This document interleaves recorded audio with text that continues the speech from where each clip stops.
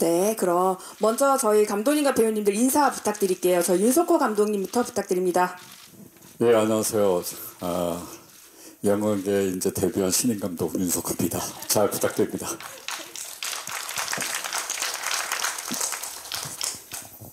네, 안녕하세요. 저 여름이 끝날 무렵에 라트라비아타 영화의 영희 역할 맡은 김지영입니다. 반갑습니다. 네, 안녕하세요. 여름이 끝날 무렵에 라트라비아타에서 준호 역할 맡은 배수빈입니다. 반갑습니다. 네, 인사 감사합니다. 그럼 지금부터 기자님들 질문 받아보도록 할게요. 질문을 하실 분을 손을 들어주시면 저희 스태프분들이 마이크를 전달 드리도록 하겠습니다. 질문 주실 때는 매체와 성함 말씀 부탁드릴게요. 네, 저희 기자님들 질문 영화 바로 끝나셔서 질문 준비하시는 동안 제가 감독님께 먼저 질문 하나 드리도록 할게요. 감독님 그 말씀처럼 데뷔작이신데요. 그 여름이 끝날 무렵의 라트라비아타가 국내 첫 영화 연출 작품이시잖아요. 어떻게 작품을 구상하게 하셨는지 말씀 부탁드릴게요. 예, 제가 2000년도 들었었을 때 우리가 코로나 때문에 굉장히 힘들었잖아요. 그때 저희 어머니도 아프시고 뭐 코로나 이런 것 때문에 굉장히 우울했는데 그 전에도 이제 일본에서 영화를 한 편 했지만 한국에 와서도 이제 영화를 하고 싶었던 생각이 있었던 차에 제가 다정함의 과학이라는 영화를 책을 봤어요. 그걸 보니까는 사람끼리의 어떤 다정함이 치유를 할 수 있다라는 그런 책이었는데 그 책을 보고 그 전에 제가 생각했던 일본 소설이 있었는데 영화 소재로서 생각했던 제목 그대로의 여름이 끝날 무렵의 라트라비아타. 그래서 그거랑 같이 이렇게 연관이 되면서 이 시대에 이런 영화를 만들면 어떨까라는 생각이 들어서 내치김에 하자 해갖고 시나리오를 막 쓰게 됐고 그러고 제주도 헌팅다에다가 제주도에 찾아서 그렇게 해서 만들게 됐습니다. 예. 네. 그 힐링 영화를 좀 음악이 많이 있는 힐링 영화를 만들고 싶었는데 그렇게 해서 만들게 됐습니다. 네, 정말 제목처럼 여름이 끝날 무렵에 개봉하게 되어서 더욱더 감회가 새로울 것 같습니다. 네, 혹시 기자님 질문 있으신 분 계실까요? 네, 손을 들어주시면 저희 스태프분이 마이크를 전달 드리도록 하겠습니다. 네, 준비하시는 동안 그럼 제가 배우님들께 질문 하나 드릴게요. 네, 그 여름이 끝날 무렵 라트라비아타에서 두 분 멜로 연기를 해주셨는데 시나리오를 보시고 처음 느낌은 어떠셨는지, 그 다음에 또 어쨌든 저희 90년대 레전드 감독님이신 윤석호 감독님과 또 작업을 하셨잖아요. 멜로 장인이신 어떤 소감인지 한번 말씀 부탁드릴게요. 네, 사실 제가 이 시나리오를 받고 나서 시나리오보다 먼저 결정을 한 것 같아요. 시나리오 받고 원래는 굉장히 심사숙고해서 읽고 그 다음에 역할이 어떤 분량이든 간에 제가 그 다음에 선택을 하는 편인데 시나리오 받자마자 감독님 누구? 윤석호. 그래가지고 그냥 냉큼 저 덥석 물었습니다. 그래가지고 그 다음에 작품을 보다 보니까 요즘에 좀 많이 지쳤던 것 같아요. 뭐 여러 가지 OTT도 그렇고 영화도 그렇고 좀 너무 피가 많이 튀고 폭력이 난무하는 그런 영화들 속에서 좀 지쳐가고 있던 찰나에 굉장히 샘물 같고 뭔가 저한테 안식을 줄 수 있는 그런 영화인 것 같아서 굉장히 기쁘게 받아들였습니다. 네, 배수빈 배우님 말씀 부탁드릴게요. 네, 저도 지영 선배하고 좀 비슷했던 것 같습니다. 저도 감독님하고 너무 작품을 하고 싶었었는데 이제서야 기회가 된 것 같아서 저도 기꺼이 참여를 하게 됐고요. 또 지영 선배님하고도 제가 몇 작품에서 그냥 이렇게 스치듯 만났는데 한번 좀 같이 좀 작업을 너무 해보고 싶었던 선배님이고 배우시라서 네, 감사합니다. 네. 그래서 참여하게 됐습니다. 이어서 그럼 감독님도 우리 배우님들과의 작업이 어땠는지, 어떻게 캐스팅을 하게 되었는지 이어서 답변 부탁드릴게요.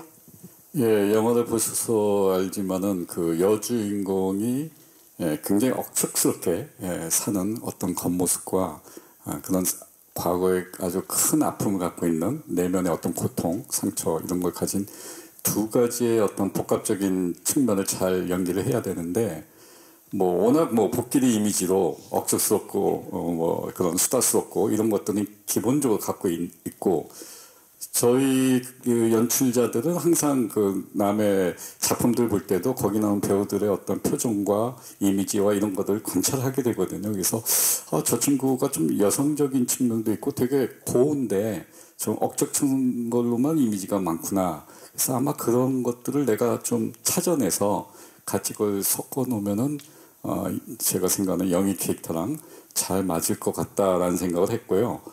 뭐 배수빈 씨도 마찬가지예요. 제가 본 모니스터 속에서 본 배수빈 씨는 약간 뭐랄까요, 빌런적인 캐릭터도 좀 많이 하는 것 같고 강한 엣지가 있는 걸 좀 많이 있는 것 같은데 제가 그 갖고 있는 이미지는 좀 눈매가 좀 사슴눈 같다고 할까요? 좀 외로워 보이고 약간 여성들에게 모성 본능을 자극할 수 있는 약간 그런 슬픔, 우울, 위태위태한 어떤 그런 느낌, 그런 느낌들이 좀 있었어요. 그래서 사실 우리 여기에서는 많은 대사가 남자 주인공이 있진 않지만 그런 표정과 이미지가 되게 중요했기 때문에 이 친구한테 내가 느낀 그런 찾았던 그런 이미지가 있으니까 제가 해내면 되겠다 해갖고 캐스팅을 했고 두 분 다 제 예상대로 잘 해줘서 굉장히 감사하게 생각하고 있습니다. 네, 이어서 저희 기자님 질문 받아보도록 할까요? 네, 오른쪽. 네, 안녕하세요. 뉴스엔 장예솔이라고 합니다. 일단 그 촬영 장소를 제주도로 결정하셨는데 감독님께서는 왜 제주로 결정을 하셨는지 궁금하고요. 또 배우님들은 그 제주에서 찍다 보니까 또 특별한 에피소드가 있지 않을까 싶은데 네, 답변 부탁드리겠습니다. 예, 그 원작 소설에도 바닷가 집이었고 또 바다에서 이런 불행한 일이 있었기 때문에 바다 장면이 참 많이 나오기 때문에 바다가 굉장히 중요했어요, 이미지적으로. 그래서 제가 이게 저예산 영화이기 때문에 처음엔 제주도를 전혀 생각하지 않았어요. 동해안과 남해안을 이렇게 돌다가 마땅한 어떤 장소를 발견을 못해서 결국 제주도까지 갔죠. 제주도까지 가서 거기서도 돌다가 가파도가 마음에 들었는데 가파도는 또 제주도에서 또 떨어진 섬이어서 거기서 뭐 저기 자전거 타는 장면이라든지 바다 풍경 같은 것들 좀 찍고 김영에서 이제 그 바닷가에 있는 집을 하나 발견해서 이제 김영에서 두 군데서 이제 촬영을 했는데 아무래도 바다 풍경이 가장 큰 요인이었던 것 같습니다. 제주도 선택하는 데는. 예. 네, 김지영 배우님부터.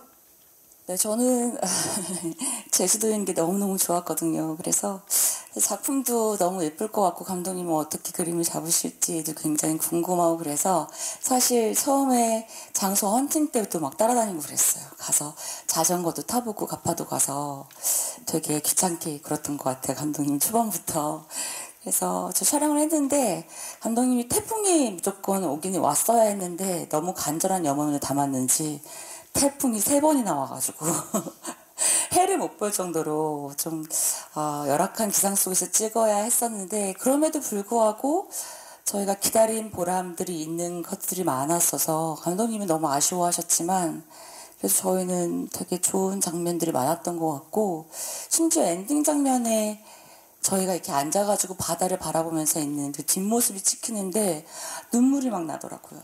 네, 그냥 바다를 바라보고 있는 게 여러 가지 저희가 순차적으로 작품을 진행하기도 했고 촬영을 하기도 했고 저희한테 영희랑 준우가 쌓여서 그 시간도 오롯이 그냥 저희가 그 바다와 하늘과 앉아있는 저희 그대로를 느낄 수 있는 그런 시간들이었던 것 같고 태풍이 많이 와서 무서운 적도 되게 많았어요.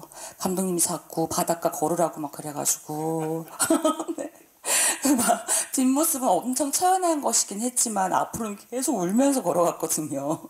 막 태풍이 너무 심해가지고 감독님의 열정이 대단하셨어요. 예, 지금도 열정이 어마어마하셔가지고 뭐 어떤 기상이변이나 어떤 저희를 가로막는 무엇이더라도 저희를 막을 수 없을 만큼 촬영을 강행했고 그 결과 좋은 작품을 얻은 것 같습니다.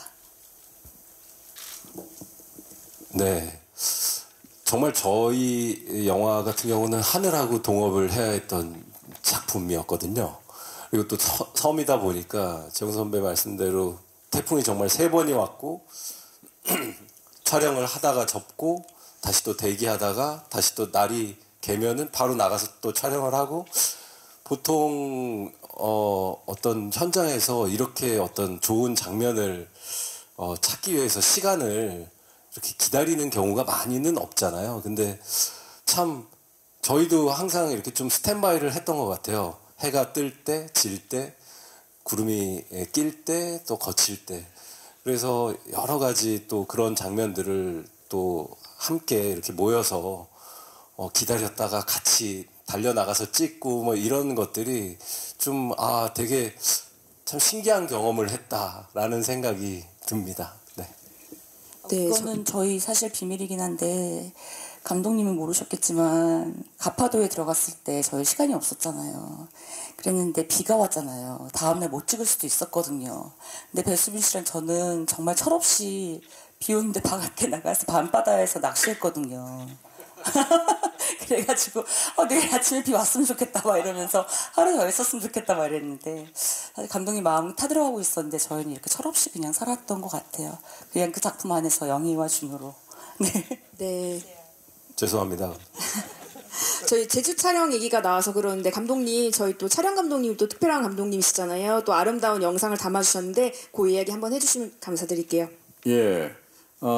촬영 감독, 제가 이제 영화는 아무래도 처음이기 때문에 촬영 감독님은 좀 유명한 분을 모시고 싶었어요. 그래서 저랑 옛날에 대학에서 그 영국 영화과 학생들 면접을 같이 봤던 기억이 있어서 그 김영구 촬영 감독님, 그래서 거의 뭐 20-30년 만에 20년 만에 연락을 했나요? 근데 다행히 또 오케이 해주셔서. 김명구 감독님 뭐 워낙 뭐 베테랑이시고 그런 분인데 오케이 해줘갖고 아주 마음 편하게 잘 찍었습니다. 예. 네. 뭐 김명구 감독님은 다 아시니까 그분의 전작을 다 설명할 필요는 없을 것 같고. 뭐 대표적으로 뭐 살인의 사단의 추억이라든지 추억부터 시작해서 뭐 괴물, 뭐 홍상수 씨 영화라든지 또 봄날은 비트, 간다. 봄날은 간다, 뭐 장르를 불문하고 굉장히 많이 했죠. 네, 좋은 맞습니다. 영화들을. 예. 네, 그래서 저희 또 많은 아름다운 장면이 담긴 것 같은데요. 이어서 기자님 질문 한번 받아보도록 하겠습니다. 네, 왼쪽. 네, 안녕하세요. 저 뉴스원 정유진 기자라고 합니다. 저 감독님께 2가지 정도 질문 드리고 싶은데요. 그 드라마 연출작 마지막은 2012년에 사랑비이신 것 같은데 이제 12년 만에 뭔가 대중들에게 또 작품을 보여주시는 건데 좀 이렇게 시간이 걸린 이유가 뭔지 궁금하고 또 감독 영화 연출로 또 데뷔하신 국내에서는 또 첫 작품이니까 소감이 일단 궁금합니다. 네. 예, 제가 뭐 개인적으로는 이제 겨울연가 이후로 좀 그 이후에도 이제 작품 했는데 회사를 만들고 뭐 여러 가지 이제 뮤지컬, 겨울연가 뮤지컬도 하고 2013년인가 13년 같은데 사랑비를 했던 게 거기까지 하고요. 뭐랄까 그 작가로서 예술가로서 뭐 한계라고 할까요? 뭐 그런 거를 많이 느껴갖고 그냥 떠났어요. 한국을 떠나서 영국에서 1년 있었어요. 영국에서 옥스퍼드 대학하고 런던 대학에 그래도 받아줘서 연구원으로 있으면서 이제 뭐 한류 강의도 좀 했고 그러던 차에 이제 일본에서 영화 제안이 와서 귀국해서 이제 일본에 가서 이제 영화 준비하고 그것도 한 3-4년 걸리더라고요.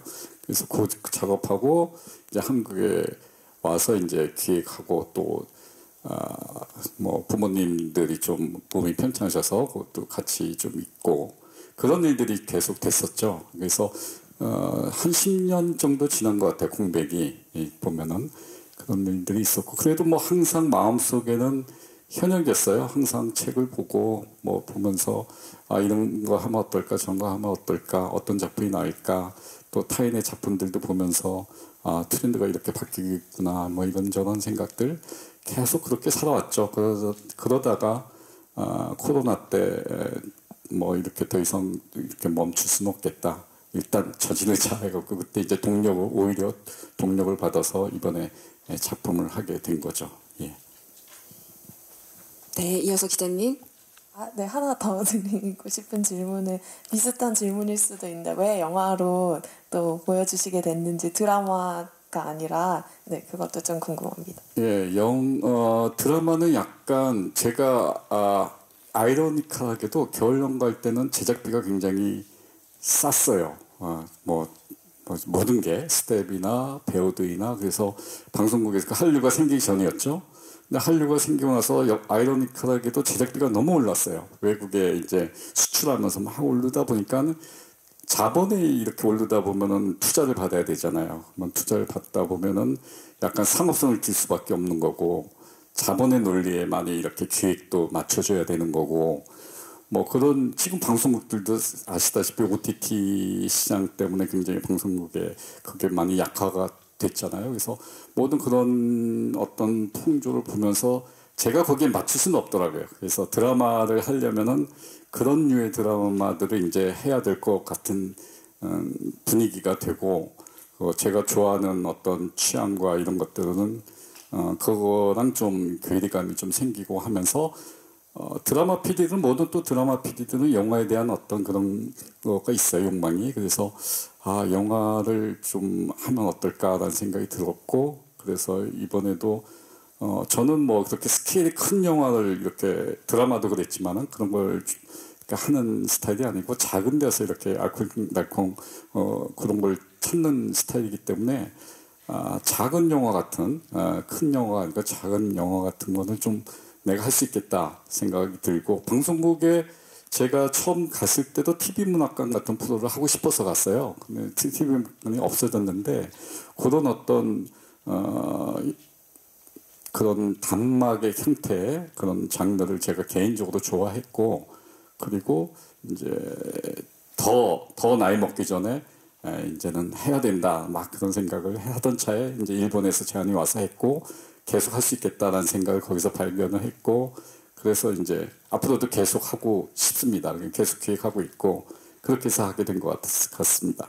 드라마는 아무래도 좀 시스템도 많이 바뀌고 그래서 좀 이제는 영화 쪽에 이렇게 해야 되지 않나 이런 생각을 하게 됐습니다. 네, 아무래도 저희 감독님이 오래간만에 작품을 가지고 와서 궁금한 게 많은 것 같은데 저도 좀 궁금한 게 있어서 감독님 저 사실 문학의 전반에 걸쳐서 지금 뭐 가요도 그렇고 패션도 그렇고 Y2K 열풍이 불고 있잖아요. 감독님이 연출하신 레전드 드라마 뭐 가을동화라든지 겨울연가 등도 유튜브 등 다양한 플랫폼에서 지금도 큰 사랑을 받고 있어요. 이렇게 오랫동안 작품들이 대중들에게 사랑받는 이유가 뭘지 그리고 그 레전드 드라마 속의 배우님들이 지금도 최고의 사랑받는 배우이신데 그런 모습을 보면 어떤 느낌이실지 한번 답변 부탁드리겠습니다. 글쎄 레트로라고 이제 그런 현상이 일어나고 있는데 저는 이제 다른 사람들한테 많이 얘기를 들어요. 뭐 유튜브에서 그런 게 나가서 역주행하는 경우도 있다. 뭐 그런 얘기를 많이 듣는데 글쎄요. 제가 그걸 진단하기는 되게 어려워요. 어렵고 그냥 지금 젊은 세대들이 볼 때는 지금과 다른 모습이 굉장히 신선한 느낌으로 받아들일 수 있을 것 같고 그리고 그때가 좀 더 순수했던 것 같아요. 모든 그 내용이나 그런 것들이 그래서 그런 순수한 어떤 점들은 뭐 시대가 바뀌어도 시간이 바뀌어도 약간 통하지 않나 그런 측면들이 있어서 아마 그래서 그런 게 아닐까라는 생각이 듭니다. 네, 맞습니다. 네, 감독님의 그 순수한 멜로가 우리 라트라비아타에도 그대로 녹아 있는 것 같고요. 이어서 저희 기자님 질문 받아보도록 할게요. 네, 중앙 쪽.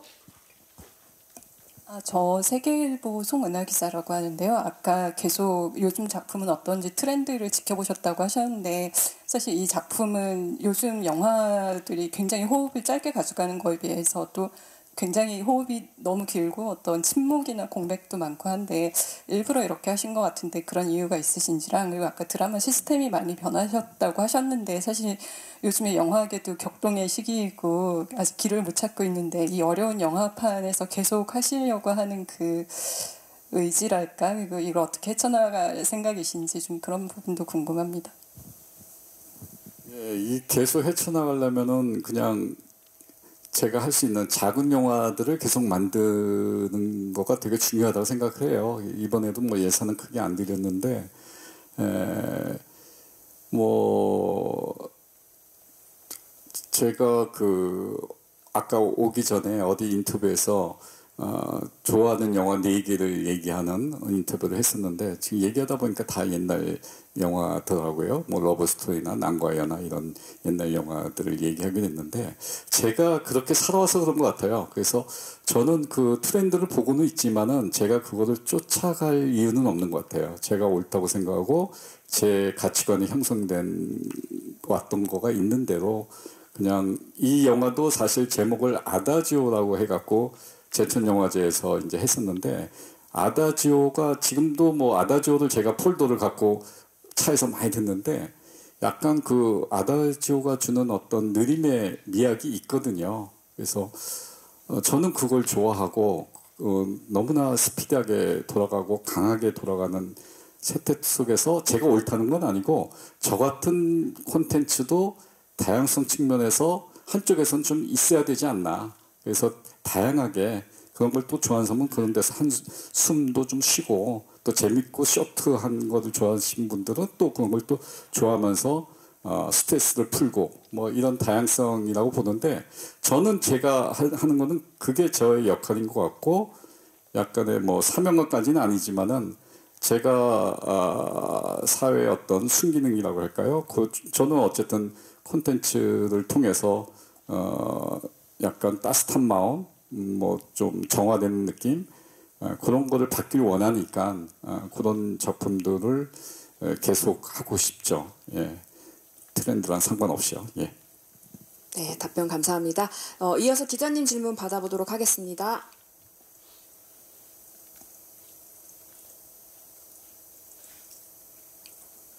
네, 중앙 쪽이요. 안녕하세요. 엑스포뉴스 김수아 기자라고 합니다. 그 두 배우분들께 질문 드리고 싶은데요. 영화 속에서 가장 인상 깊었던 음악이 있으면 그게 무엇이었는지 그거랑 이유까지 한번 말씀 부탁드립니다. 네, 우리 배수인 배우님 먼저 말씀 부탁드릴게요. 네, 저는 음악을 너무 좋아하고요. 네, 감독님께서도 음악에 대한 조예가 너무 깊으셔가지고 여러 가지 음악들이 많이 나오는데요. 저는 뭐 개인적으로는 그 옴브라마이프라는 곡이 있거든요. 네, 근데 그 음악이 가장 기억에 많이 남습니다.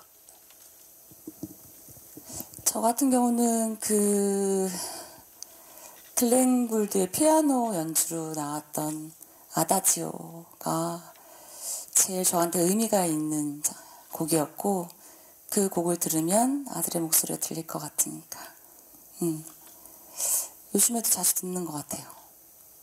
네, 기자님 질문처럼 우리 영화에서 클래식 음악이 정말 중요한 역할을 하잖아요. 감독님 저희 영화 속에 나오는 음악을 어떻게 또 선곡을 하셨는지 음악 감독님 올드보이 이지수 감독님과 호흡을 맞추셨는데 음악에 관련된 에피소드 한번 말씀해 주시면 감사드리겠습니다. 예, 원작 소설을 읽었을 때 제일 마음에 들었던 부분이 그 글렌 굴드의 허밍. 뭐 글렌 굴드가 피아노 칠 때 허밍한다는 거는 많이 알려진 사실인데 그걸 모티브로 해서 자식의 죽음과 이런 전체적인 스토리를 끌고 나온 그 아이디어가 굉장히 마음에 들었어요. 그래서 요거 좀 영화로 만들고 싶다라고 생각을 해서 이제 시작을 하게 됐는데 그러다 보니까 영화를 보셔서 알다시피 아들의 플레이리스트 그 쪽지가 있잖아요. 그래서 거기 소설 속에는 그 쪽지 넘버가 없죠. 그래서 이제 제가 이제 그걸 결정을 해야 되는데 그래서 그때 뭐 예원 다니는 학생들 만나서도 너희들이 치고 싶은 곡이 뭐니? 뭐 그런 것도 물어보고 그 나이 또래 초등학교에서 중학교생 정도 애들이 치고 싶어하는 곡들 그리고 유튜브에서도 이제 많이 있더라고요. 콘테스트 하는 장면들이 콩쿨 그런 콩쿨 그것도 다 찾아보고 그리고 또 음악 감독 이지수 감독하고 또 이제 그런 제가 이제 모아놓은 곡하고 그런 걸 이제 풀으시니까 이지수 감독하고 같이 상의를 하고 또 영화 속의 전체적인 톤 앤 매너에 또 맞아야 되니까 단지 기교나 이런 거가 중요한 게 아니라 그 톤 앤 매너가 맞아야 되니까 또 거기서 또 추리고 해갖고 이제 나온 곡들이고 이지수 감독은 뭐 제가 여러 매체에서 한번 얘기를 한 적이 있는데 저랑 이제 겨울연가 때 만나서 겨울연가 때 사실 그 배영준 씨 피아노 치는 손가락 그 대역으로 이제 대학생이 왔는데 그때 인연으로 해서 그 이후의 작품을 계속 같이 했어요. 그 서울대 작곡가 학생이었기 때문에 작곡한 것도 많고 재능도 많고 그래서 저랑 작업을 계속했고 이번에도 그 친구가 그 다른 데서 받는 사례 진짜 너무나 적은 액수였지만은 쾌히 해줘서 너무 고맙게 생각하고 있고 그렇게 같이 했던 것 같습니다. 네. 예. 약간 근원적인 제가 그 질문이 생각이 나는데요. 두 배우님은 클래식 음악을 좋아하시는지 갑자기 궁금해집니다. 네, 저는 좋아합니다. 네, 그래서 촬영 현장에서 굉장히 음악을 많이 들은 걸로 알고 있는데 그런 에피소드를 좀 말씀해 주시면 좋을 것 같아요. 네, 나이가 좀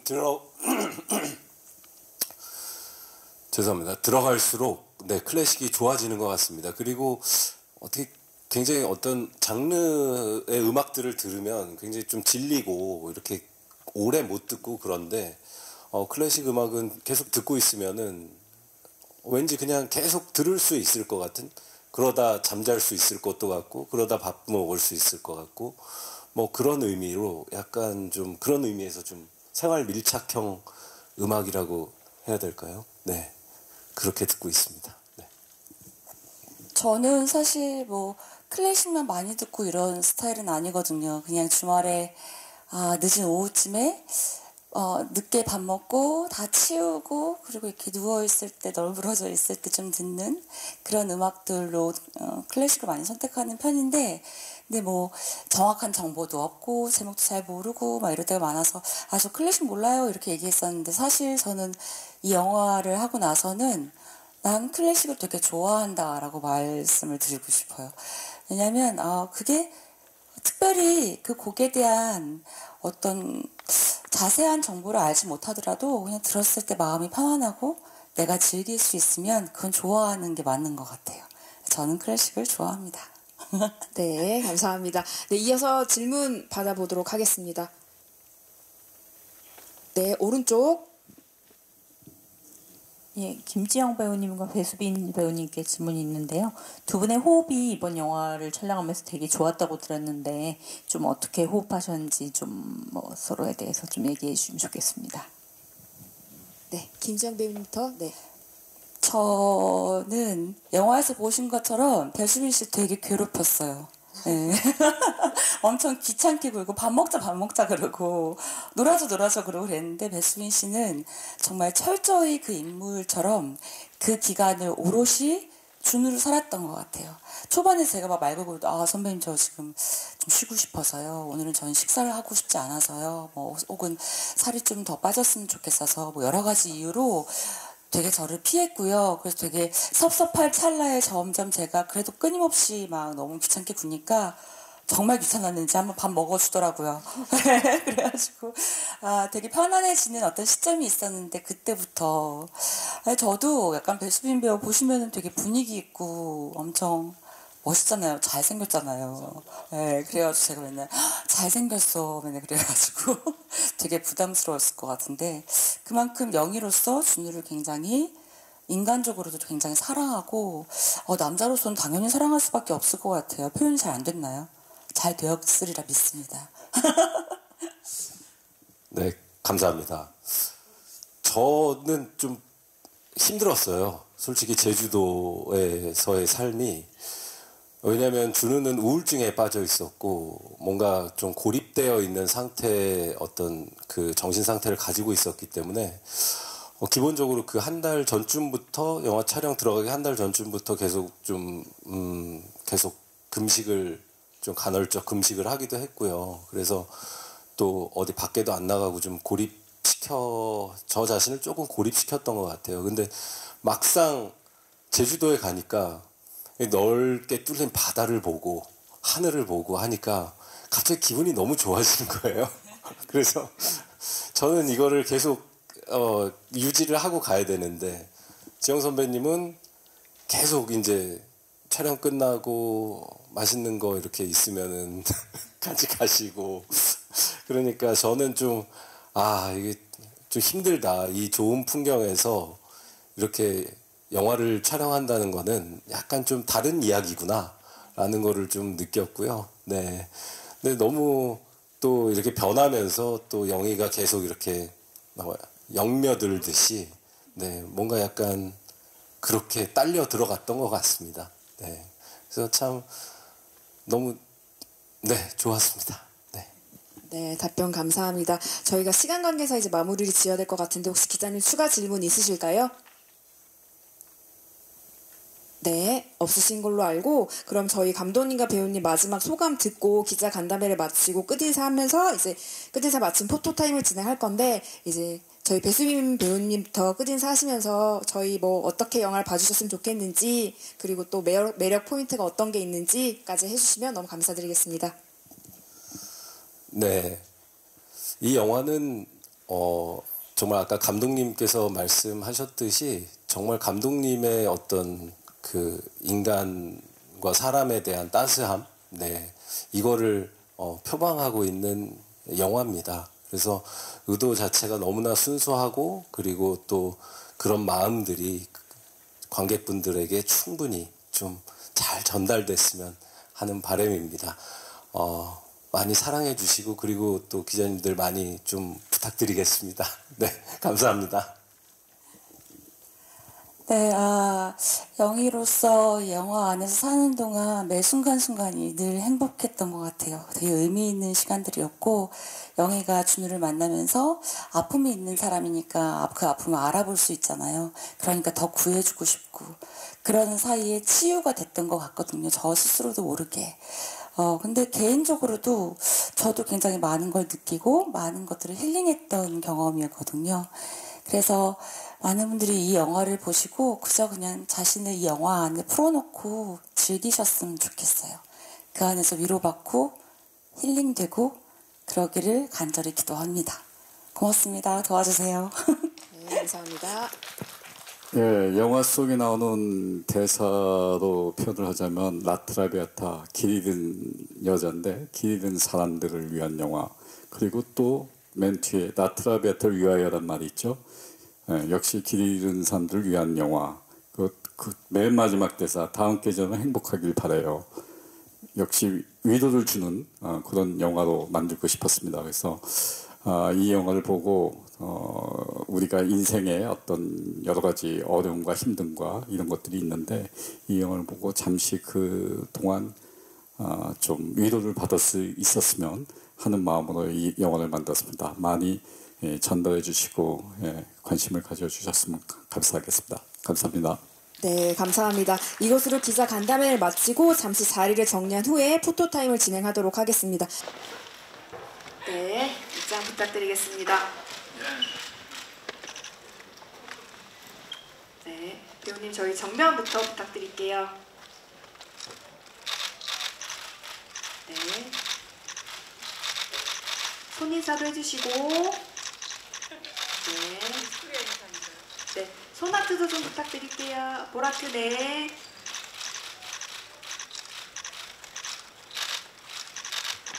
네, 감사합니다.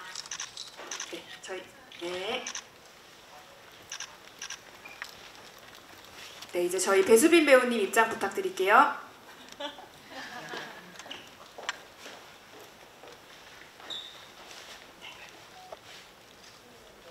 정면 보시고, 네.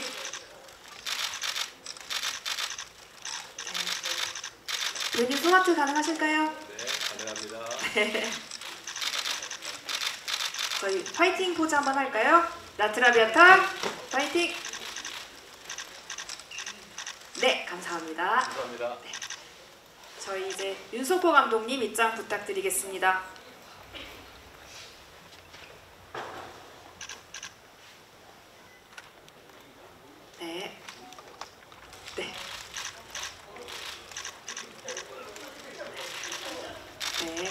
감사합니다.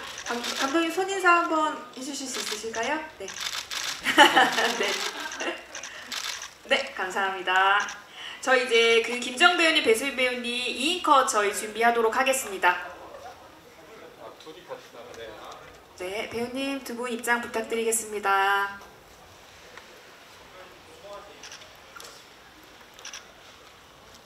네, 정면 보고, 네.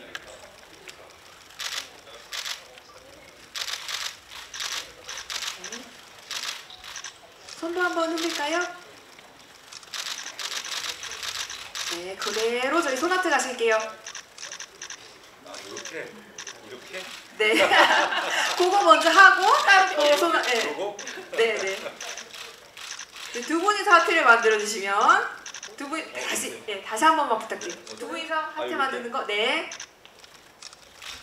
하고, 네. 마지막으로 보라트 한번 할까요, 저희? 네. 괜찮아요? 그럼요.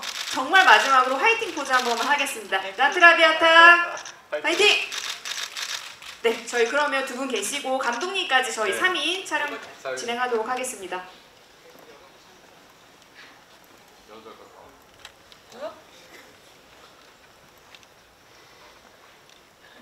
네, 정면 보고, 네.